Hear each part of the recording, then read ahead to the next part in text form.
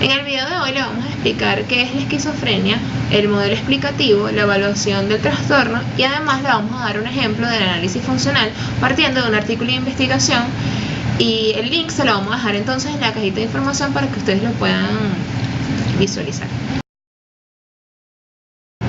La esquizofrenia es un trastorno mental que se encuentra dentro del grupo de los llamados trastornos psicóticos. Existen distorsiones del pensamiento, la percepción y las emociones, por lo que se presenta una pérdida de contacto con la realidad y se experimentan alucinaciones, escuchando y sintiendo cosas que otros no escuchan o sienten. Se caracteriza por dos amplias clases de síntomas. El primero de ellos son los síntomas positivos, que son cogniciones, percepciones y conductas que se presentan en pacientes que normalmente están ausentes en personas sin el trastorno, tales como las alucinaciones. Los síntomas negativos es ausencia o disminución de cogniciones, emociones y conductas que normalmente están presentes en personas sin el trastorno, tal como el empobrecimiento de la personalidad del individuo, sus relaciones sociales y sus emociones. Dentro de los criterios diagnósticos se presentan 5 aspectos a evaluar. El primero de ellos es presencia de uno o más de los siguientes síntomas por un mes o más: ideas delirantes, alucinaciones, lenguaje incoherente, comportamiento catatónico o desorganizado, síntomas negativos como aplanamiento afectivo o abulia. Debe existir disfunción laboral o social, deben estar estos síntomas al menos durante 6 meses. Debe haber exclusión de trastornos de esquizoafectivo, trastorno del ánimo o trastorno del desarrollo, y debe haber deterioro o consumo de sustancias y enfermedad médica. Dentro de los tipos se encuentra paranoide, desorganizado, catatónico y diferenciado y residual. La esquizofrenia se basa en el modelo de vulnerabilidad, estrés, afrontamiento. Este modelo explicativo plantea que el resultado, gravedad y curso del trastorno está determinado por 3 factores interactivos. El primero de ellos es la vulnerabilidad biológica, que son esas influencias genéticas y personales presentes. El segundo es el estrés socioambiental, que son esos acontecimientos que requieren conducta de ajuste para reducir los efectos negativos. Y por último, las habilidades de afrontamiento, que son esas capacidades que permiten reducir los efectos negativos del estrés sobre la vulnerabilidad biológica. Son conductas de evitación o escape de estímulos estresantes que impactan sobre el paciente.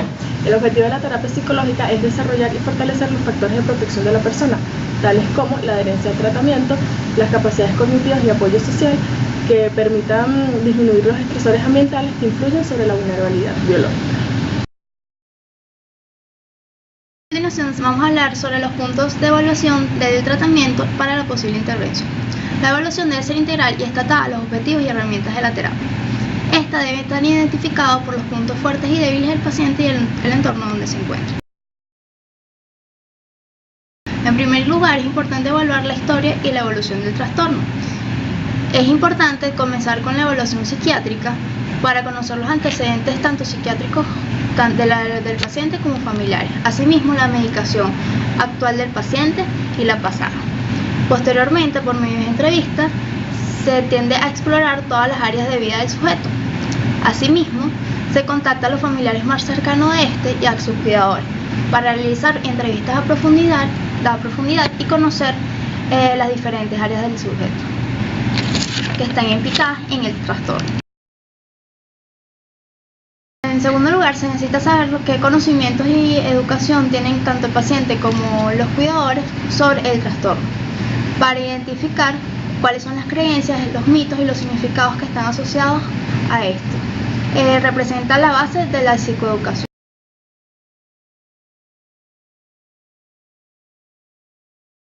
Por tercer lugar, tenemos habilidades de afrontamiento familiar. Se evalúa mediante la entrevista, observaciones o la representación de papeles a cada miembro de la familia y su estructura para identificar cómo lidian con la enfermedad, tanto a nivel individual como en conjunto. En este punto se trata de evaluar y explorar sobre las habilidades de comunicación de todos los miembros y las habilidades a nivel de solución de problemas. Para continuar con las evaluaciones del tratamiento, tenemos las habilidades de afrontamiento social, que son un componente necesario para las interacciones sociales eficientes del paciente, que también consolidan un apoyo social.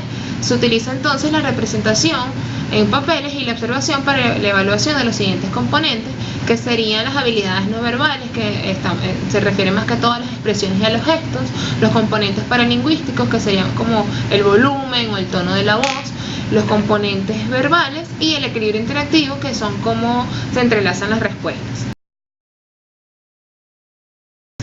Otras habilidades son las habilidades de autocuidado del paciente, que se evalúan mediante entrevistas y escalas. Son, digamos, seis componentes que se evalúan en esta evaluación. No, son 6 componentes las que se evalúan. La primera es el conocimiento del funcionamiento corporal, la evaluación sobre su conciencia corporal, la evaluación sobre la conciencia de la enfermedad.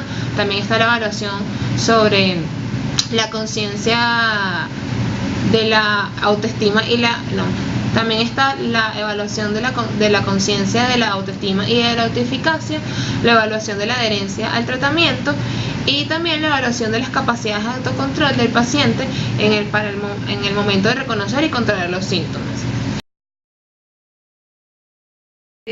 Como último punto de la evaluación de tratamiento están las habilidades de afrontamiento de los síntomas psicóticos, que se evalúan, donde se evalúan los esfuerzos actuales del afrontamiento. Como primero está la aceptación de las alucinaciones autogeneradas, las creencias y significados asociados a las alucinaciones, los elementos antecedentes, consecuentes y disposicionales del síntoma, para entonces luego poder hacer el análisis funcional, y las estrategias actuales de afrontamiento, que serían conductuales, como dar un paseo, cognitivas, como la desviación de la atención, y sensoriales, que es la relajación, como la relajación o el tarareo. Ahora vamos a hablar sobre un ejemplo de un análisis funcional que se le realizó a un paciente masculino de 35 años de edad, diagnosticado con esquizofrenia de tipo paranoide de 18 años de evolución. Los síntomas presentes al momento de la evaluación eran aislamiento social, ideas delirantes autorreferenciales de perjuicio con fenómenos de imposición o influencia del pensamiento a través de la televisión, robo o transmisión del pensamiento, alucinaciones auditivas de amenazas de crucifixión y poca conciencia de enfermedad, puesto que se encontraba interferida por la psicopatología activa. La evaluación se hizo a través de entrevistas tanto a los padres como al paciente. Se realizó un primer análisis funcional en el que se encontró que se trata de un paciente aislado durante 18 años por la intensa y permanente ansiedad producida por las alucinaciones y las ideas delirantes. Esta ansiedad resultaba incompatible con lo que es un estilo de vida normalizado. Estas alucinaciones se encontraban presentes mayormente cuando el paciente se encontraba inactivo, puesto que su frecuencia e intensidad disminuían cuando realizaba alguna actividad como pintar. Y estas alucinaciones también coincidían con periodos y estados de miedo y de ansiedad intensos, por lo que se tomó la hipótesis de Mayer para explicar el funcionamiento. Esta plantea que los problemas perceptivos de naturaleza biológica ocasionan experiencias anormales que producen un sentido de perplejidad, lo que lleva a una búsqueda de la explicación que también sería normal por serlo la experiencia inicial. La llegada a esta explicación produce alivio, reforzando la explicación delirante. Esto derivó en la intervención de la sintomatología alucinatoria para la debilitación del delirio resultante. Se realizó una desensibilización sistemática del contenido alucinatorio. El paciente aprendió la habilidad de relajarse ante las alucinaciones. Sin embargo, no fue posible generalizar este aprendizaje a su ambiente cotidiano, por lo que fue necesario un segundo análisis funcional. En este análisis funcional se encontró que las ideas delirantes de contenido perturbador probabilizaban la aparición de las alucinaciones y estaban relacionadas con el funcionamiento psicosocial pobre. Y se determinó que las posibles variables relacionadas con el mantenimiento de las ideas delirantes y por tanto objeto de modificación fueron la aceptación acrítica de las ideas con falta absoluta de generación de alternativas, la atención recibida por parte de sus padres y los profesionales de salud, el aislamiento social casi absoluto que le evitaba la ansiedad ante la posibilidad de que se cumpliesen sus delirios, la ausencia de actividades sociocomunitarias por lo que el paciente se mantenía dedicado a sus fantasías, y las alucinaciones producto de la ansiedad derivada de la idea delirante le suponían un continuo recordatorio que le reafirmaba los temores.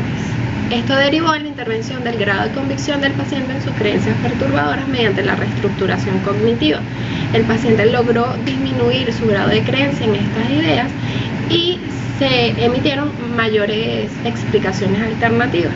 También se le instruyó a los padres y cuidadores que dejaran de prestarle atención a su conducta verbal con contenido delirante y que se le prestara mayor atención a la conducta verbal sin el contenido delirante, por lo que se mejoró su funcionamiento social y el paciente logró ganar mayor autonomía.